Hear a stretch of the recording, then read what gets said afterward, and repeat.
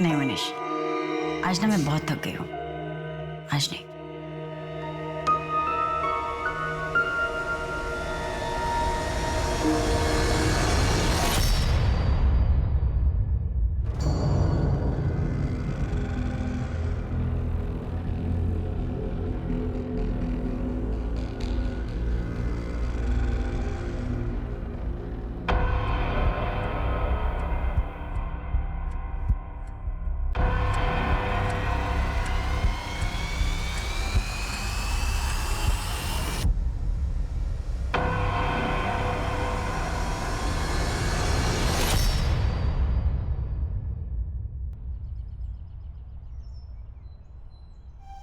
सुरभि, हाँ। मैं निकल रहा हूँ। ओके। सर व्हाइट बीटा वैन 1 घंटे पहले पार्शन में दिखी थी, इसके बाद से ट्रेस नहीं हुई। नाकेबंदी करवा दो, अभी चेक पोस्ट को अलर्ट करो और इस तरह की जो भी गाड़ी दिखाई दे उसकी तलाशी अच्छे से करो। सर एटीएस को इन्फॉर्म करें? नहीं अभी नहीं, लीड हमारी है, पहले हम कंफर्म करेंगे, उठाएंगे, फिर एटीएस को इन्फॉर्म करेंगे। ये सुरभि कहाँ है? वारंट मिला? सर सर्च वारंट निकलवा लिया है, घर के ओनर से भी बात हो गई, वो हमें वहीं मिलेगा।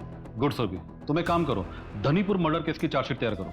गायकवाड़, तुम प्रताप के साथ जाओ और उन दोनों अज्ञात लोगों के घर में रेड मारो, देखो क्या मिलता है। जी सर। आजू बाजू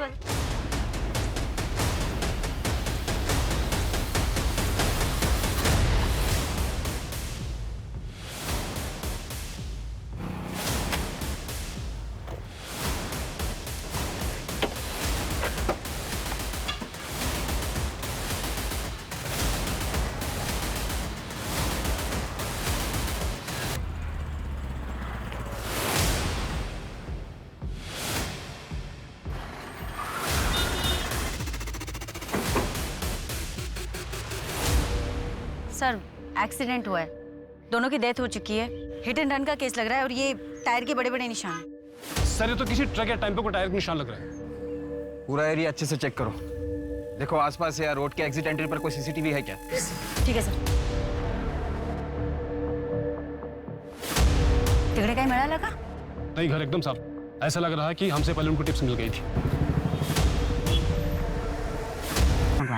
ठीक है, तुम उसके घर जाओ और उसके रिश्तेदारों के बारे में पता लगाओ। सर कंट्रोल रूम से इन्फॉर्मेशन आई है, हिंजेवाड़ी में एक व्हाइट बीटा वैन लावारिस खड़ी है, एक राहगीर ने कार के अंदर झांक कर देखा तो उसे कुछ सस्पिशियस दिखा। ठीक है चलो। सर मैं भी चलूं?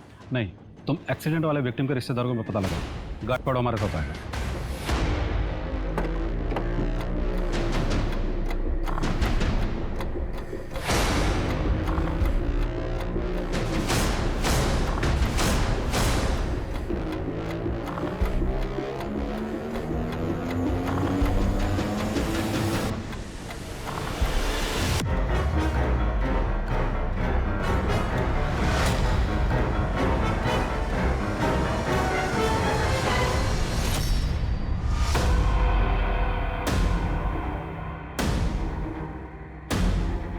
रोजी के रॉ मटेरियल्स है, लाइव नहीं है। एटीएस भी ऑन द वे है सर। गाड़ी का कोई नंबर प्लेट?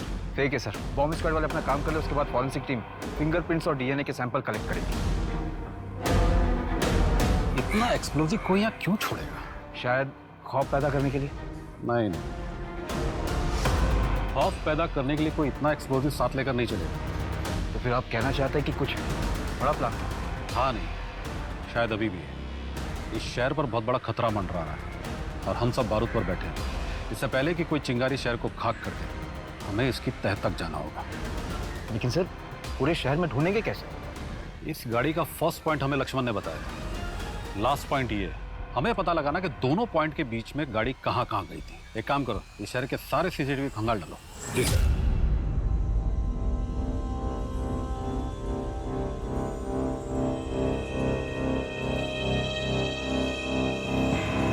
जी मैडम, ये मेरे चाचा अमर कुमार हैं और चाची कमला। ये लोग बुआ के यहाँ गए थे, उनकी तबीयत खराब थी तो उन्हें देखने गए थे, लेकिन रात को नहीं लौटे तो हम लोगों ने सोचा शायद वहीं रुक गए होंगे। मगर ये कैसे हो गया मैडम? हिट एंड रन का केस लग रहा है। आप फिलहाल पेपर वर्क पूरा करके बच्चों की कस्टडी ले लीजिए। कौन से बच्चे? आपके चाचा चाची के बच्चे। वही का, वो तो अपनी नानी के घर है। कौन है? मैं इनको नहीं जानता मैडम, मैंने इन्हें पहली बार देखा। पता नहीं कौन है।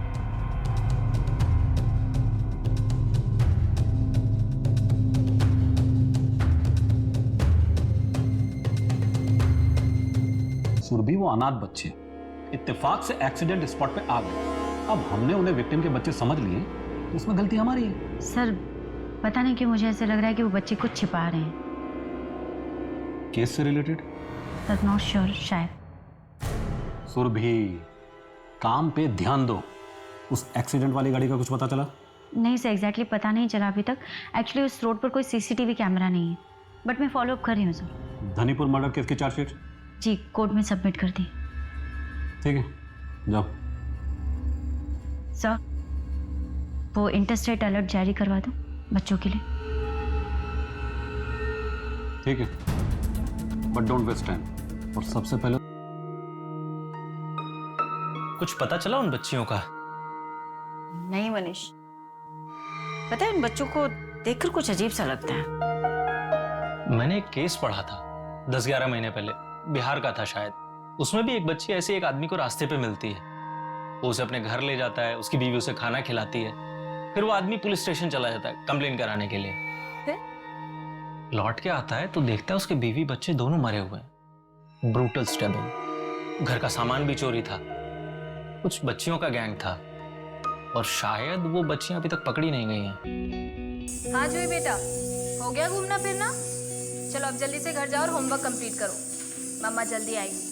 Okay bye, love you. अच्छा वो पुष्पा आंटी को फोन दो। हाँ जूही को खाना खिला देना और जब तक मैं ना हो ना घर पे ही रहना। ठीक है। हाँ चलो लड़कियों। ये सीसीटीवी वाली लड़की गणेश नगर पुलिस स्टेशन में वांटेड है मर्डर केस में। तकरीबन 7 महीने पहले हुआ था।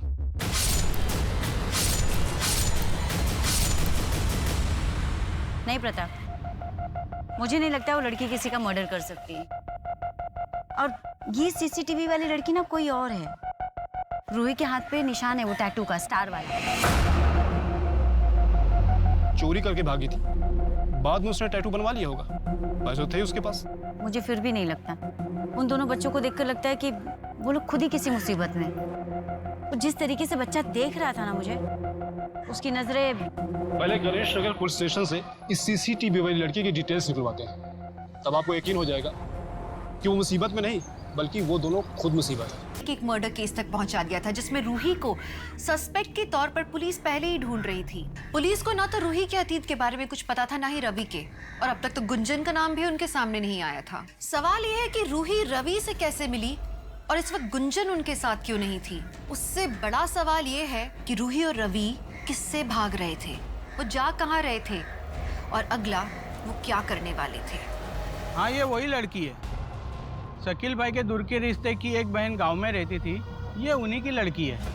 इतने भले इंसान थे शकील भाई, इसे गांव से लेकर आए, स्कूल में एडमिशन करवाया और देखो क्या मिला उनको, उन्हें ही मार के उनको लूट के भाग गई।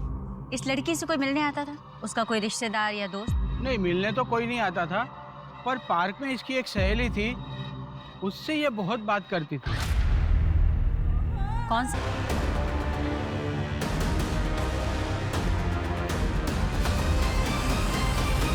और उन दोनों लड़कों को कुछ पता चला? Last location Pune railway station के बाहर का है। एक सीसीटीवी में भी कैप्चर हुए हैं। ये देखिए सर।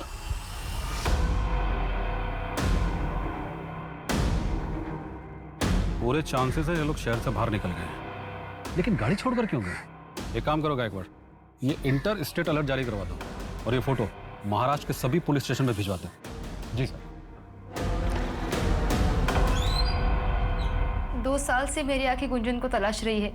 स्कूल में किसी लड़की से हाथापाई हो गई थी जिसमें उस लड़के को फ्रैक्चर हो गया। शायद इसी डर से गुंजन लौटी ही नहीं वापस। हमने गुंजन को ढूंढने की बहुत कोशिश की मगर कहीं नहीं मिली। आप मेरी गुंजन को ढूंढ दीजिए। देखिए हम पूरी कोशिश कर रहे हैं। अगर गुंजन यहाँ आती है तो आप मुझे इस नंबर पे कॉल करिएगा। आती ये रूही हमें मिल जाएगी फिर। पर मैडम इन्हें ढूंढ पाना बहुत मुश्किल है और मैंने इस रूही के बारे में पता करने की बहुत कोशिश की पर कुछ हाथ नहीं लगा। और उसके हाथ में बना वो स्टार वाला टैटू, वो तो बहुत कॉमन है। लगभग हर टैटू आर्टिस्ट हर दूसरे तीसरे दिन ऐसे टैटू बनाते रहता है। मुझे लगता है ना तुम्हारे खबरी नेटवर्क को वायरस लग गया। एंटीवायरस डलवाओ और काम पर लग जाओ। मुझे ये बच्चे चाहिए, वो भी जल्द से जल्द।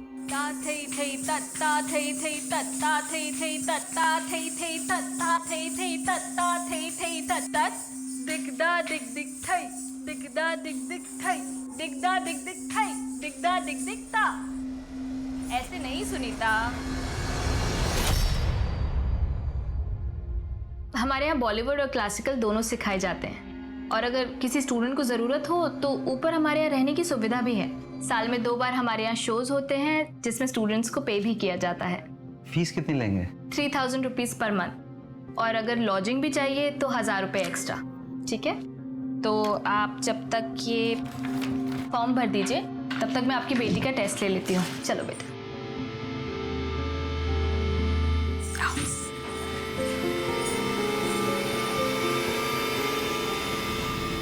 सर, मैंने शकील अंसारी का बैकग्राउंड पता किया। उसकी ऐसी कोई बहन थी नहीं जो गांव में रहती है और उसकी बेटी उसके पास रहती है। तो फिर ये रूही उसकी कौन थी? सर, ये इलीगल इमिग्रेंट्स हो सकते हैं। ऐसे कई सारे गैंग्स एक्टिव हैं। पहले लोगों को फंसाकर लूटते हैं, फिर उनका मर्डर करके भाग जाते हैं। मैंने एक केस पढ़ा था, बिहार का था शायद। उसमें भी एक बच्ची ऐसे एक आदमी को रास्ते पे मिलती है। वो उसे अपने घर ले जाता है, उसकी बीवी उसे खाना खिलाती है। फिर वो आदमी पुलिस स्टेशन चला जाता है कंप्लेन कराने के लिए। लौट के आता है तो देखता है उसके बीवी बच्चे दोनों मरे हुए हैं। मुझे लगता है हमें हमारे सर्च का दायरा बढ़ाना चाहिए। प्रताप, जितने भी हिस्ट्री शीटर, बैगिंग रैकेट और लोकल गैंग के मेंबर्स हैं, उन सबको खंगालो। बच्चे हमारे हाथ से आकर निकल गए, और इस केस की डिटेल्स क्राइम ब्रांच को भी शेयर करो। Okay sir.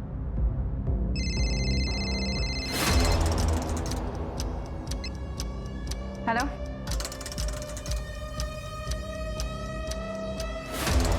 लक्ष्मण, मेरे को ये केस जल्दी से जल्दी सॉल्व करना है, नहीं तो ये केस ना। रवि की यादें हैं जो आपको भूलने नहीं देती।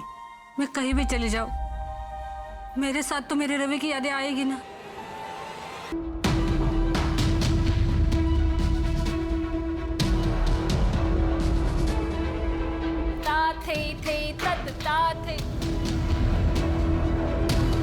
क्या हुआ? अरे क्या क्या ढूंढ रहे हैं आप लोग? ये डांस स्टूडियो है। अरे क्या कर क्या रही हैं आप? अजीब दादागिरी है। पैसे नहीं खिलाओ तो आम आदमी को परेशान करोगे क्या? छोड़िए।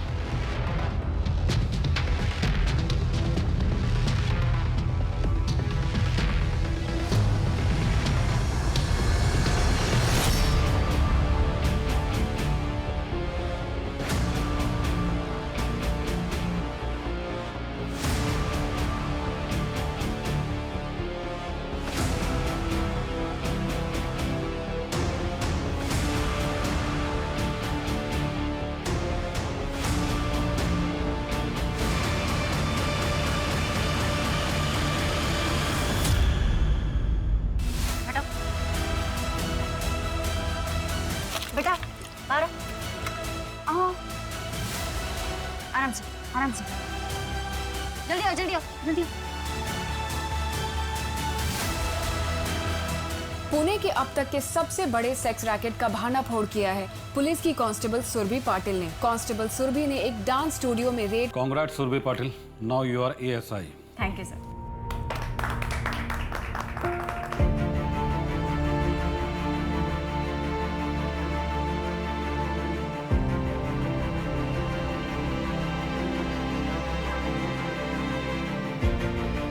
मीना और रूही को पुणे के चिल्ड्रन शेल्टर होम में भेजा गया, जहां उनकी रेगुलर काउंसलिंग हो रही है आज, और वो अपने सदमे से उबर भी रहे हैं। सुरभि दिल की अच्छी लड़की थी, इसलिए वो वक्त पर हिम्मत वाली बन पाई। शुरुआती तौर पर सुरभि अपने इर्द गिर्द हो रहे अपराधों को देखकर भी उनके खिलाफ लड़ने की हिम्मत नहीं जुटा पा रही थी, लेकिन जब उसने हिम्मत जुटाई तो उसके सामने आने वाला हर अपराधी कमजोर पड़ गया। आगे चल के सुरभि ने ऐसे कई सेक्स रैकेट्स का भांडा फोड़ा और कई लड़कियों की जान बचाई। इसी के साथ मैं दिव्यांका त्रिपाठी दहिया लेती हूँ आपसे विदा। फिर मिलूंगी क्राइम पेट्रोल सतर्क विमेन अगेंस्ट क्राइम के नए एपिसोड के साथ। जय हिंद।